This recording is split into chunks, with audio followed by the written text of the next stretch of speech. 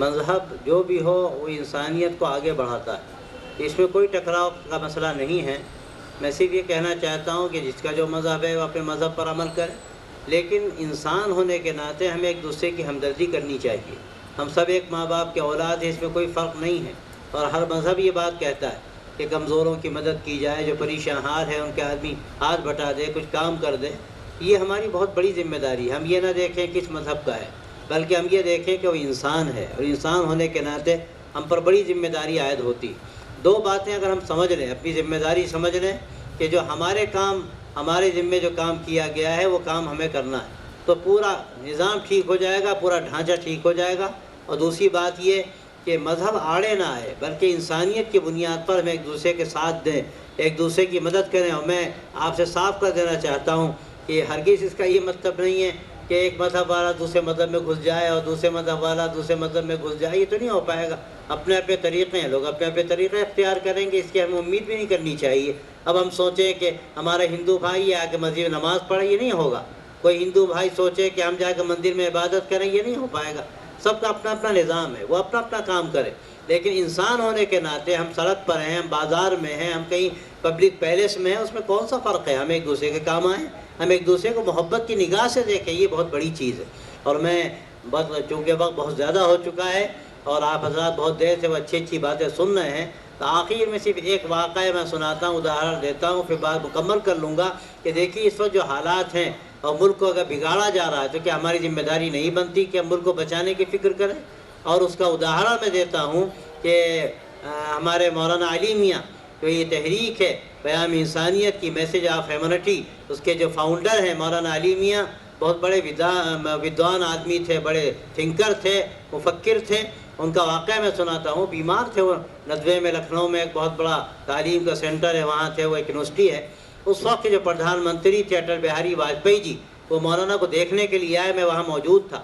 مولانا سے جیسے ہی وہ ملنے آئے، مولانا سے پرانا تعلق تھا، وہ آتے رہتے تھے، تو مولانا نے ان کو دیکھتے ہی کہا واجپئی جی ملک کی فکر کیجئے، اور پھر ایک اداہرن دیا، بس وہی میں دے کر بات مکمل کر لوں گا کہ دیکھیے ایک بڑا شپ ہے، کچھ لوگ اوپر ہیں، کچھ لوگ نیچے ہیں، نیچے پانی کا انتظام نہیں، ویوستھا نہیں، اوپر جاتے ہیں پانی لینے کے لیے، تو اوپر والے کہتے ہیں کہ ہمیں ڈسٹرب نہ کرو، نہ آیا کرو، مت یہاں آنا تمہارا ہماری نیند خراب کرتا ہے، مت آیا کرو۔ اب بیچارے نیچے جانے کے بعد انہوں نے آپس پہ سوچا بیٹھ کے کہ ہم کریں تو کیا کریں، پانی کے بغیر تو زندگی نہیں۔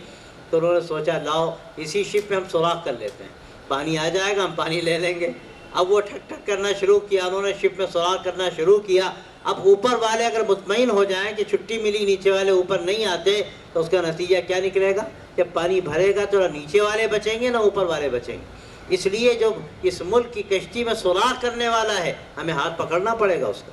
ہم اگر یہ سوچیں کہ جو ہو رہا ہے ہونے دو، ہم سے کیا مطلب، تو یاد رکھیے جب یہ ملک ڈوبے گا نہ تو ہم بچیں گے نہ آپ بچیں گے، کوئی نہیں بچے گا۔ تو اس لیے ہمیں غلط کاموں سے بچانا ہے لوگوں کو، اور کوئی اس ملک کو نقصان پہنچا رہا ہے اس کا ہاتھ پکڑنا ہے، اور پکڑ کے اس کو روکنا ہے، اور یہ سمجھانا ہے کہ دیکھو جو کام تم کر رہے ہو تمہارے لیے بھی خطرناک ہے، تم بھی نہیں بچو گے۔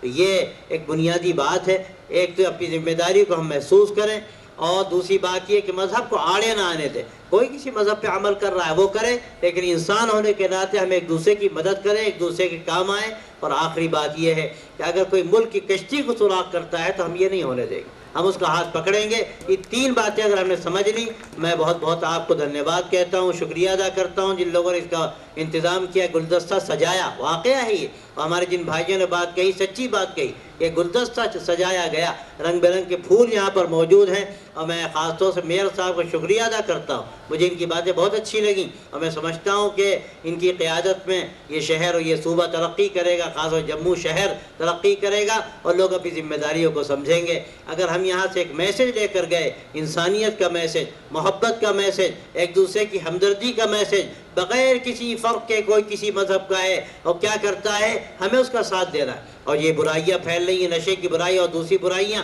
ہمیں ان کو ختم کرنا ہے، اس سے سماج بہتر ہوگا، اور وہ برائی جو اس وقت بڑھ رہی ہے اگر نہیں روکیں گے تو کل ہمارے گھر آئے گی، اس کو ہم روکیں گے تو اس سے ہمارا گھر بھی محفوظ رہے گا۔ بس میں بہت بہت دھنیہ واد کہتا ہوں، آپ کو شکریہ ادا کرتا ہوں، اور امید کرتا ہوں کہ ایک اچھا میسج آپ ساتھ لے کر جائیں گے، اور آج کی یہ سبھا، یہ آج کی نشست، یہ محفل مبارک ہے، بڑی اچھی ہے، ہر طرح کے لوگ آئے، ہر قسم کا، اور میں سمجھتا ہوں کہ کریم جو طبقہ ہے یہاں کا، انٹلیکچوئل طبقہ یہاں کا یہاں جمع ہے. یہ سوچ معمولی سوچ نہیں ہے، ہر ایک کے پیچھے ہزاروں ہیں. آپ اس سوچ کو لے کر جائیں گے تو ایک فضا بنے گی، ایک ماحول بدلے گا، اور ہم امید کرتے ہیں کہ یہاں سے ایک پیغام جائے گا، ایک میسج جائے گا، اور کیا بعید ہے کہ سب پورا ملک اس سے فائدہ اٹھائے اور ایک اچھا پورے ملک میں ایک پیغام جائے. اس کی آج بہت ضرورت ہے، اس کی ہمیں ویوستھا کرنی پڑے گی، اس کی ہمیں انتظام کرنا پڑے گا. میں پھر بہت آخر میں آپ سب کا شکریہ ادا کرتا ہوں، تمام آنے والوں کا شکریہ ادا کرتا ہوں کہ میسج آف ہیومینٹی جو ایک موومنٹ ہے، آج سے 1974 میں اس کا سلسلہ شروع ہوا، 1974 میں، اور بہت پورے ملک میں کام ہو رہا ہے. اسی لیے میں یہاں آپ کے پاس آیا. میں امید کرتا ہوں کہ آنا بیکار نہیں ہوگا، ہم سب ایک پیغام لے کر جائیں گے اور یہاں سے ایک نئی دشا ملے گی اور لوگوں کو ایک نیا راستہ ملے گا. بہت بہت شکریہ.